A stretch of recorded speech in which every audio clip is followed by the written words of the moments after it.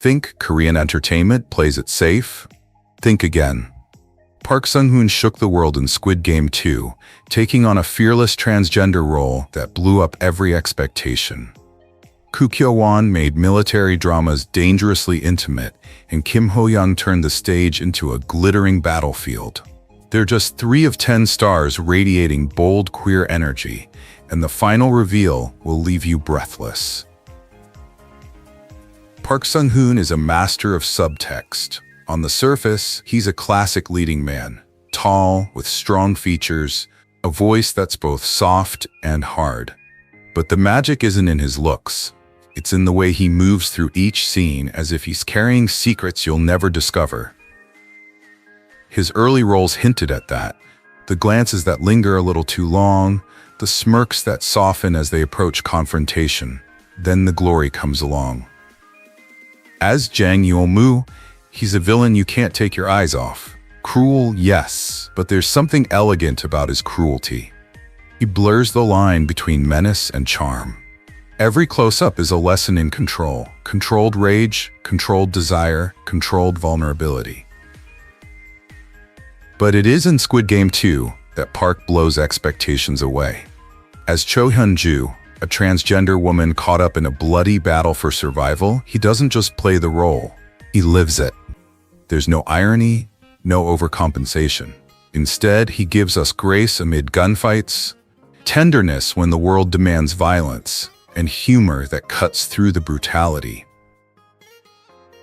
It's the way he handles intimacy on screen that cements his gay energy. He understands that intimacy isn't always about contact. Sometimes it's the lean before a line is spoken, the way his gaze shifts from challenge to invitation in a breath. Sometimes it's the restraint until the smallest gesture becomes monumental. That sensitivity to timing, to body language, to the dynamics between characters is what makes him dangerous at his best. There's a coded fluidity to Park's performance. He doesn't strip away his masculinity, he molds it, reshapes it, weaves it with softness and unpredictability. That's why his queer-coded moments feel so natural. They're not grafted onto the character. They live at the core of the performance. Off-screen, his presence reflects this artistry. On talk shows and red carpets, his style ranges from sharp tailoring to casual levity, breaking down rigid gender boundaries. On stage, whether at fan events or on-stage appearances, he maintains a quiet confidence that allows his characters to hold their own without having to shout. In a Korean entertainment industry that often locks its male leads into a cage of safe masculinity, Park Sung-hoon's work feels like a slow burn escape. He's proof that you can draw audiences closer, not by meeting their expectations, but by showing them something they didn't know they wanted. So, when you think of Park Sung-hoon, is it his technical precision that draws you in, or the way he leaves space for longing, ambiguity, and unspoken truths to come to life on screen?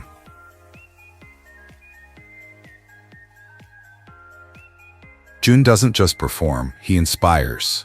On stage with A.C.E, he's a leader with absolute precision, keeping the chaos beautiful. But it was in front of the camera, not the crowd, that Jun made one of his boldest artistic moves, taking the lead in Tinted With You, a daring period BL drama that mixes classic romance with queer desire. The plot is simple. Eun-ho, a modern-day art student, is transported to a Joseon-era palace. But execution? That's where Jun comes in. His Eun-ho isn't just a stand-in for the audience. He's curious, lost, and gradually seduced by a crown prince whose world is both dangerous and beautiful. Jun understands that in a love story like this, the power lies in the build-up. The stillness between glances, the hesitation before stepping closer, the quiet moments when a hand hovers in the air without touching. He brings the same emotional intelligence to the role from his years as an actor. At live concerts, Jun reads the crowd instinctively, shifting energy, locking eyes, holding tension.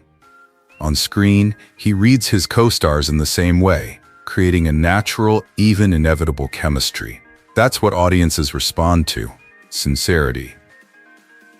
Korean media has noted how he effortlessly navigates the fragility of a gay romance without seeming ridiculous or hesitant. International media, from Thailand to Brazil, have praised his ability to turn a short film into an emotional story. For many fans, Tinted With You was more than just another BL drama. It was the first time they saw a K-pop idol lead a drama without fear of backlash. Jun's artistry was also evident in the way he approached his role offstage. In interviews, he never distanced himself from the story. Instead, he spoke about the universality of longing, of connection, of two people finding each other despite seemingly impossible odds. No labels, no denial, just an actor embracing the truth of his character. And on stage, after the drama aired, fans began to notice subtle changes: a softer style, more comfortable outfits, the occasional pearl accessory that sparkled under the spotlight. It wasn't a gimmick, it was an evolution. He's still the Jun they know, but now with a quiet defiance in the way he carries himself, as if the role has left its mark on him. Jun's queer energy doesn't come from making statements. It comes from faith. Faith that the audience will follow the story, feel the rhythms between the lines, believe in a love that exists beyond labels and genres. So the question is, when Jun steps onto the stage or screen, do you see a K-pop leader trying out a role, or an artist who has found another language to speak his truth? When Semantic Error premiered in 2022, it wasn't just another BL series in Korea's burgeoning BL scene. It became a phenomenon. And at its center was Park Jaechan, then a 20-year-old member of boy band DKZ, who stepped into the role of Choo Sang-woo, a rigid, rule-abiding computer science student whose life is turned upside down by a recklessly charming art major. On paper, Sang-woo is cold, awkward, all logic, no romance. But Jaechan transformed into a guy who was like a locked safe slowly learning to open. His facial expressions are surgeon-like. The slight frown, the brief moment before a smile, the slight softening of his voice when talking to co-star Park So-ham. By the time that first accidental touch happens, the tension is unbearable in the best way. Critics point out that Semantic Error succeeds because it doesn't try to hide the romance. There are heartfelt confessions, heartfelt kisses, heartfelt moments, filmed without the gay label that often overshadows gay stories in mainstream Korean media.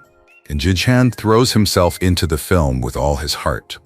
No flinching, no overcompensation. It's simply two characters falling in love, portrayed with equal parts vulnerability and conviction. The audience response was explosive. DKZ's album sales skyrocketed. The drama topped streaming charts in Thailand, Japan, and the Philippines, and Jaechan himself became the face of this new, bolder era of Korean BL. International media, from Teen Vogue to NME, published articles praising his performance, noting how he viewed the role as a genuine love story rather than a novelty. Off-screen, he embraced the attention with a mix of shyness and playfulness. At fan meetings, he would joke about Sang-woo's stubbornness. On social media, he posted behind-the-scenes clips that showed the camaraderie and trust that made the intimate scenes feel so natural. And in fashion, he began to experiment: cropped sweaters, soft pastels, and accessories with a soft, queer aesthetic that didn't lose his idol look. Jaechan's queer energy comes from his refusal to dilute the truth of his role. He doesn't wink at the audience or signal that it's just acting. He immerses himself in the character, letting you feel his transformation bit by bit until you root for him not just as a character, but as a symbol of how far Korean storytelling can go. So here's the real question. When you watch Choo Sang-woo slowly fall apart in Semantic Error, are you watching this character fall in love with someone? Or are you watching an entire industry move one step closer to telling the stories it once feared?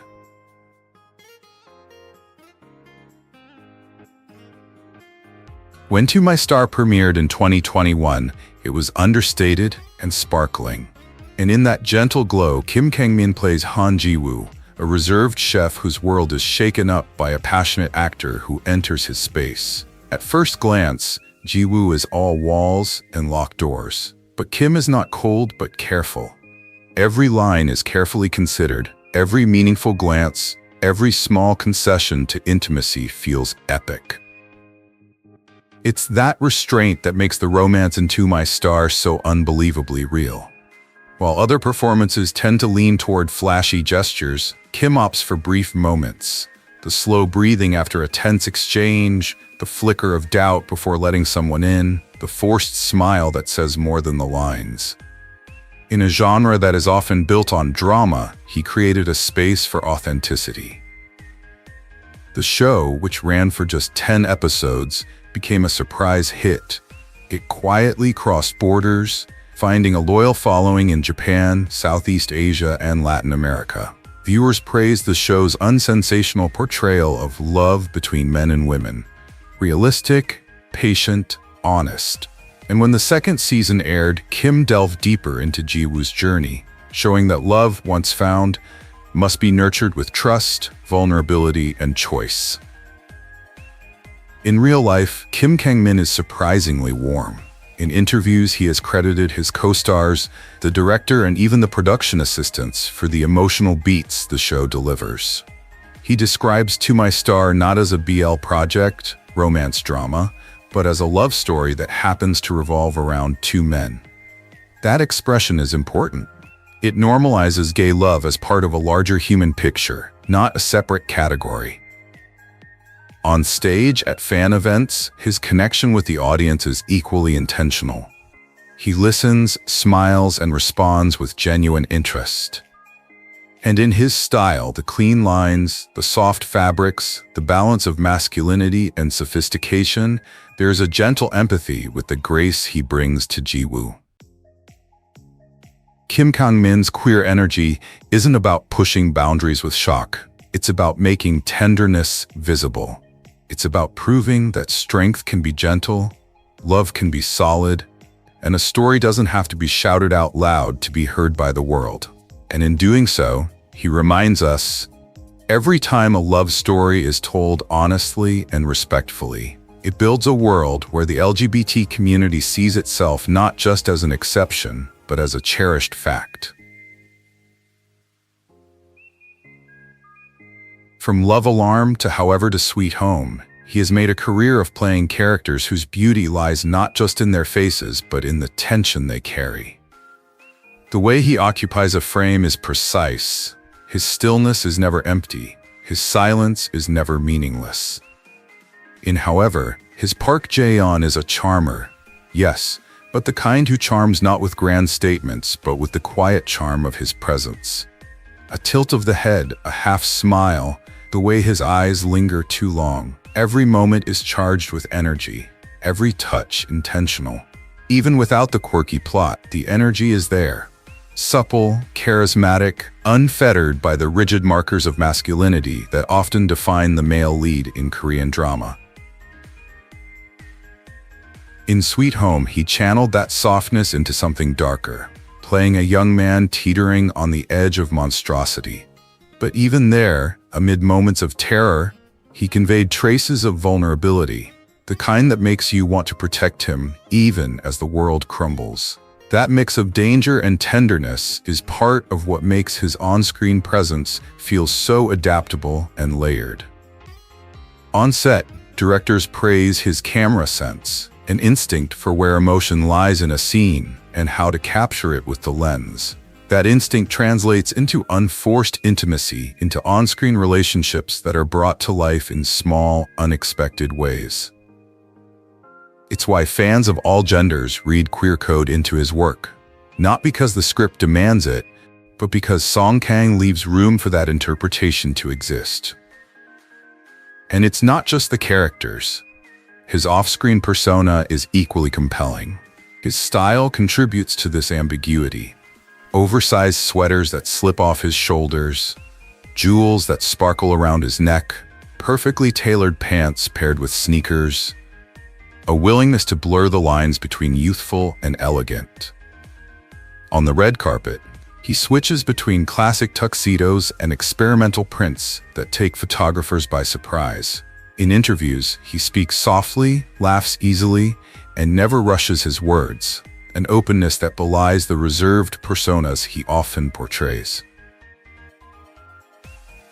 What makes Sung-hoon so compelling isn't a clear-cut role, it's an invitation.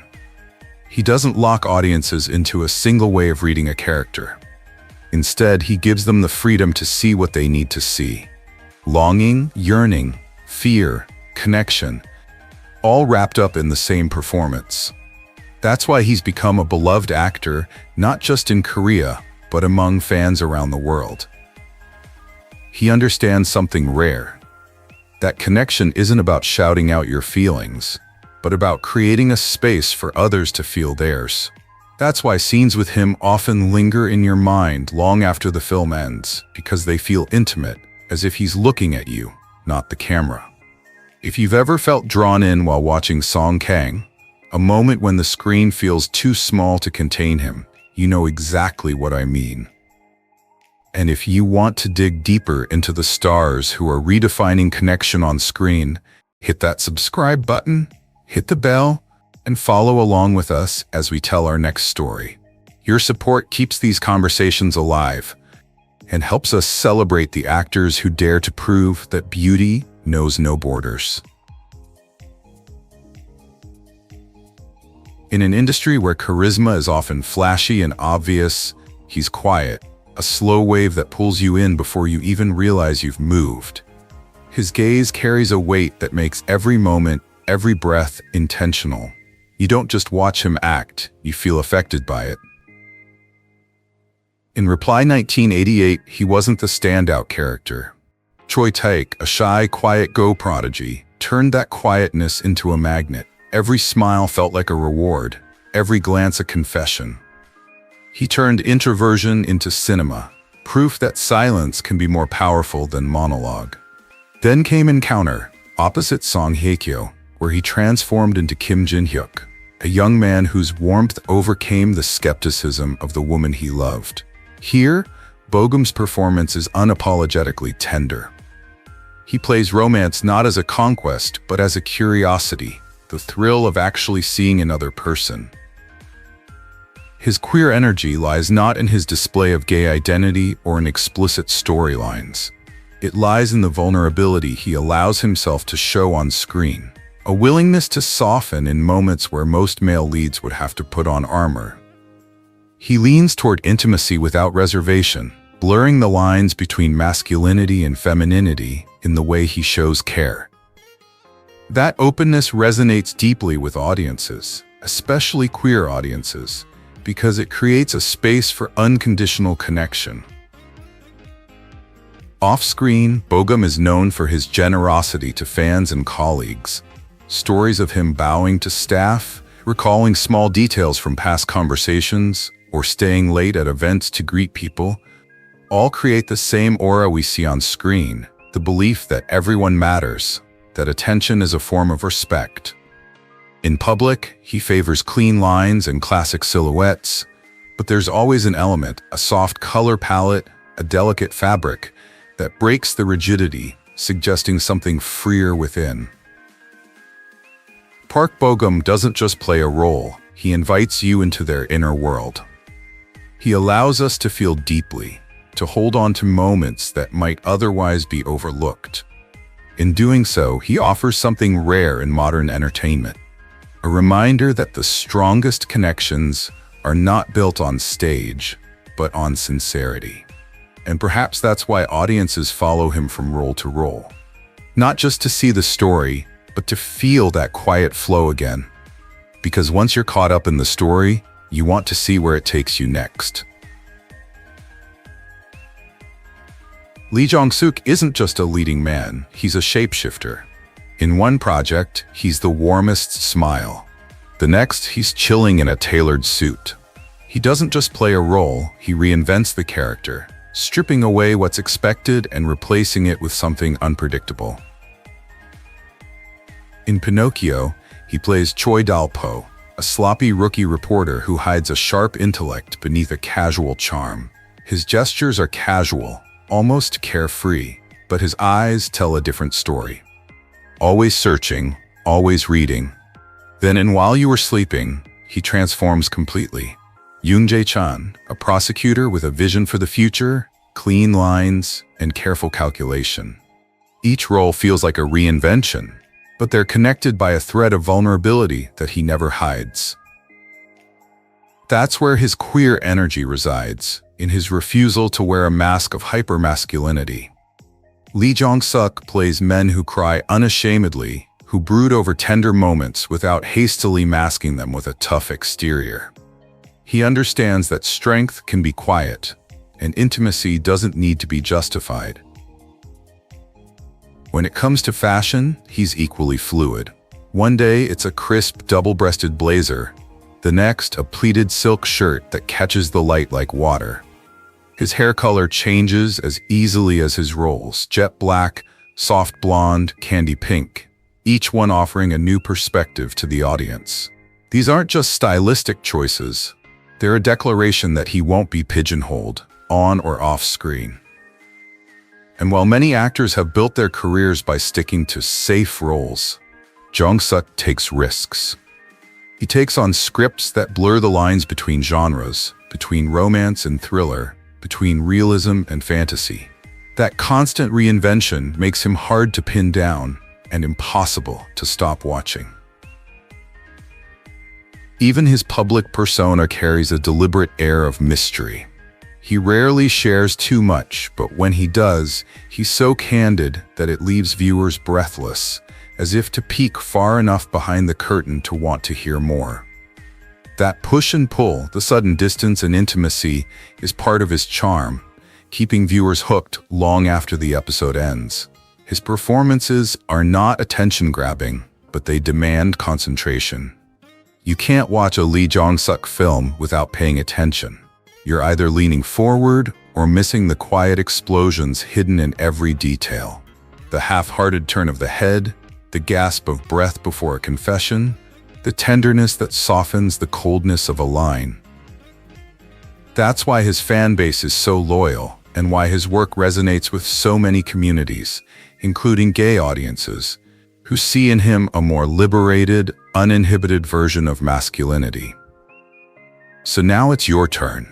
Of all the notable stars we've explored, who has captured your heart the most? And who has truly inspired you? He's the antithesis of the stereotypical, well-groomed male lead. His charisma is messy, unpredictable, hard to pin down, and that's exactly why his presence feels so explosive. In Jane, 2016, he plays a transgender woman searching for her newfound family in society. It's not a supporting role or a side plot, it's the heart of the film. Koo doesn't soften the edges to make the character more palatable. He captures the contradictions, the vulnerability and the rage, the wariness and the joy. Every gesture is so personal, every moment so fraught with history that you can almost hear the breathing between the lines. It's raw, unfiltered, and unforgettable. His performance won critical acclaim, cementing his status as one of Korea's most fearless actors. Then there's DP, where he turns Han Ho-yeol into the kind of character who takes over entire scenes without warning. A military investigator with a mischievous streak, Ho-yeol blurs the line between comrade and accomplice, evoking intimate moments in an environment built to disrupt it. Koo plays him with a confidence that never quite sets in, an underlying freedom that suggests he doesn't fit into any mold, military, gender, or otherwise. His ability to inject unconventional energy into mainstream projects is a rare talent, and it's part of what makes him stand out. What sets Koo apart is his refusal to play it safe. His films are a mishmash of risks, indie gems, experimental stories, characters who challenge archetypes. He thrives in spaces where ambiguity is not a weakness but a weapon. That unpredictability is where his queer energy thrives, in his refusal to be pigeonholed, in his ability to inhabit any skin and make it believable. Off-screen, he amps up that unpredictability. Red carpets? He can show up in a tailored suit, or in a suit that looks like it was discovered at a midnight Tokyo flea market. Interviews, he can be playful and carefree one moment, then drop a line so poignant it haunts you for days. Even his social media feels like performance art. Part diary, part mood board, part provocation. Koo Kyo-hwan represents a rare breed of artistry in any film industry, let alone one as image-conscious as South Korea. He is living proof that audiences crave authenticity over perfection, connection over stereotype. For every gay kid, every artist, every misfit who watches him, his career says the same thing. You're allowed to take up space. You're allowed to rewrite the script. You're allowed to be yourself and still be seen. Watching Koo Kyo-hwan turn ambiguity into power makes you think, in your own life, where could you turn what they call a weakness into your greatest strength? From the first beat of the orchestra to the final curtain call, he doesn't just play a role, he rewrites the mood of the room. In a South Korean musical theater industry that often values precision over individuality, Kim has built a career on the opposite end of the spectrum. A masterful blend of technical virtuosity, charisma, and fearless self-expression. As Angel in Rent, he doesn't just sing. He glides through the notes, dancing in wedge heels as if gravity has been stripped away for the night. His Angel isn't a role model or a sidekick. He's a whole person, equal parts warmth and challenge. Then there was Xana, Don't, where he donned sequins like a second skin, turning every scene into an unabashed celebration of gay joy in a culture still reluctant to put such joy in the spotlight. And in Priscilla, Queen of the Desert, Kim transformed drag queen Bernadette with equal parts glamour and vulnerability, commanding the stage with the power to turn a glitter cannon into an intimate moment. His queer energy isn't just in the glitz, it's in the way he speaks truth through his performance. A subtle glance at a co-star during a tender ballad, a decision to linger a heartbeat longer than necessary on a moment of connection, a refusal to dilute a gay character to fit the family-friendly mold. Kim Ho-young doesn't play it safe because he knows that playing it safe doesn't change anything. His persona is as meticulously crafted as his outfits. Bold prints that defy the monotony of black tie culture, sculptural jewelry that turns interviews into runway moments, hair colors that change like a mood ring. But beneath the flashy exterior lies a meticulous craftsman. He is a classically trained vocalist, a dancer with razor-sharp precision, and an actor with such a command of rhythm that he can make a single pause come to life as an entire paragraph. And perhaps most importantly, Kim has made himself a living symbol of the LGBTQ community in Korean entertainment. Not by preaching, but by presence. He presents himself, in interviews, on variety shows, on social media, as his authentic self. No code switching, no attempt to please. His career serves as a reminder to all young artists watching, you don't have to humble yourself to fit in. You can build a stage big enough for all your colors. That's why his performances resonate far beyond the stage. For gay audiences, he's proof that representation doesn't have to be watered down to be accepted. It can be loud, flashy, and still deeply human.